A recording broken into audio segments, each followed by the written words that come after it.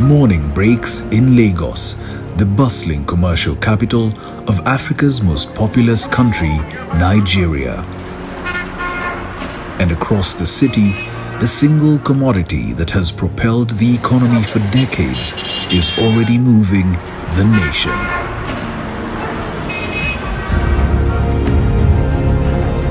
Whether it's the massive influx of morning traffic, the bustle of 100 local markets, the colorful high-rise skyline, or the oil rigs in the city's harbor, there is simply no getting around it.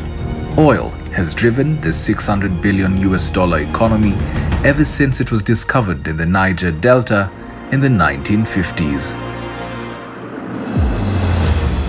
Yet despite over half a century of production, the extended benefits of this black gold have remained out of reach for most Nigerians, with the industry dominated by foreign oil companies.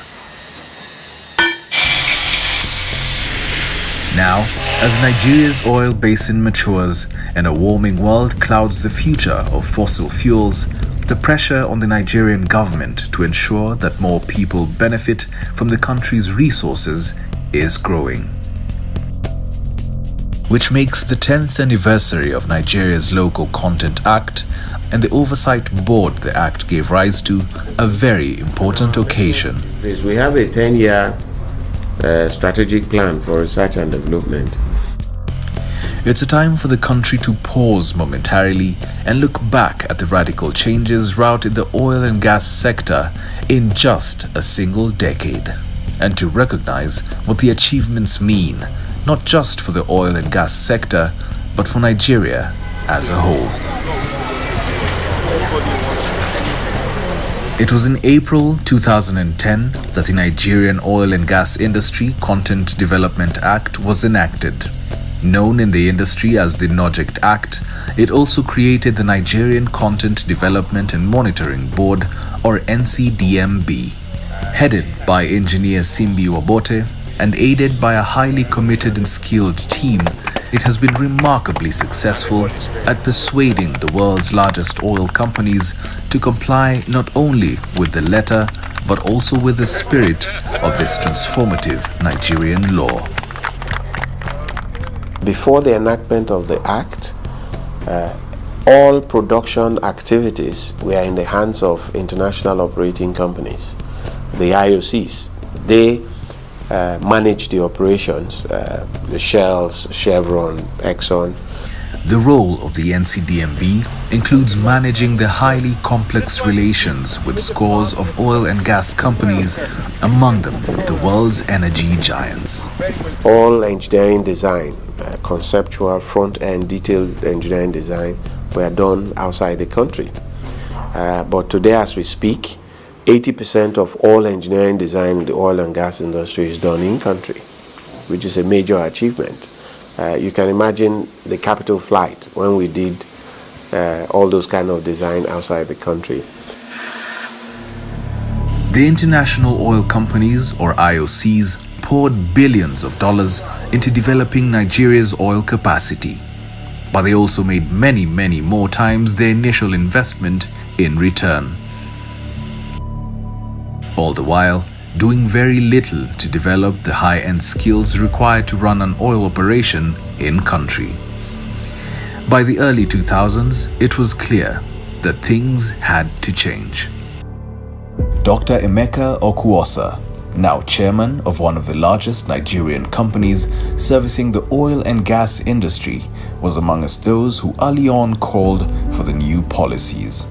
We found out that most of the service companies were all multinationals. And when they're multinationals, the values go back to where the capital that is bringing that service is coming from. So we said no.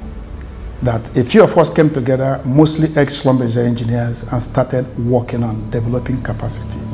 The policy document that emerged set ambitious targets. 45% of the oil and gas projects were to be served by Nigerians by 2007. The policy would be driven inside the Nigerian National Petroleum Company, or NNPC. It was a struggle for the oil and gas industry to really respect those 23 directives, because it was taking them out of their comfort zone.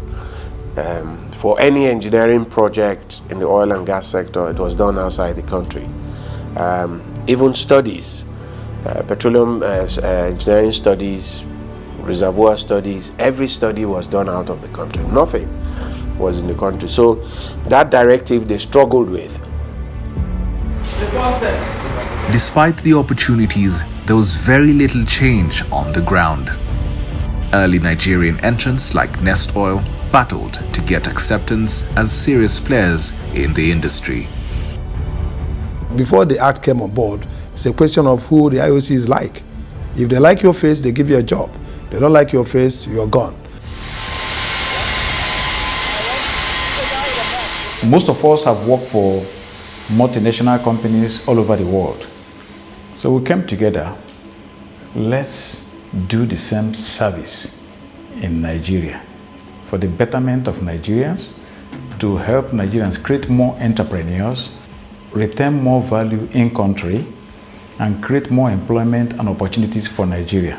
Before we set it up, more than $380 billion walked away from the country. Okay, let's go to the key side first, so that when we... Something more substantial than a policy was required to shift the industry into new gear. The signing of the assent by Mr. President triggered the implementation. I formed a group that we called the Nigerian Content Consultative Forum. That included all the Nigerian content managers from all the IOCs, the service companies, and any recognized entity that was operating in the industry. That way, we had input from the IOCs, we had input from the international service companies, we had inputs from PETAN. We created platforms for Oil and Gas Trainers Association. The act had an immediate impact on local investors like those behind Lado, the first private investor in Nigeria's port of Lagos, and the company responsible for a large portion of Nigeria's work on the Egina, a massive oil platform built in South Korea and finalized in Nigeria.